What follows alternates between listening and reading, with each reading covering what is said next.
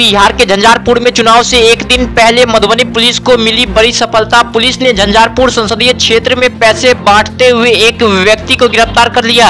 मधेपुर थाना क्षेत्र के सत्येंद्र अग्रवाल के घर पुलिस ने छापेमारी करते हुए 80,000 रुपए के साथ एक व्यक्ति को गिरफ्तार किया। इसके साथ ही उनके पास से एक वोटर लिस्ट भी बरामद किया गया। आपको बता दें कि झंझारपुर संसदीय क्षेत्र में 7 मई को चुनाव होना है। वहीं चुनाव से एक दिन पहले ही मधुबनी पुलिस को बड़ी सफलता हाथ लगी है। पुलिस ने एक व्यक्ति को मतदाता सूची के साथ पैसे बांटते हुए गिरफ्तार कर लिया।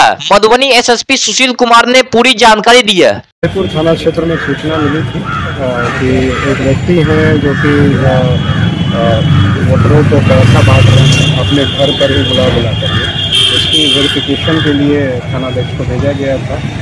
वहाँ पे जाके वेरीफाई करने पे जब वहाँ पहुँचे तो कुछ लोग थे वहाँ पे, और वहाँ पे जो घर के मालिक थे सत्यनारायण अग्रवाल, उनके घर से 80,000 रुपया जो वही के पास में रखा होता 80,000 रुपया उनके पास से मिला। इसके अलावा कुछ वोटरों की लिस्ट पर्ची भी मिली, तो उनको हम लोगों ने अभी डिटेन किया है। FIR दर्ज करके आगे की कार्रवाई करें। सत्येंद्र अग्रवाल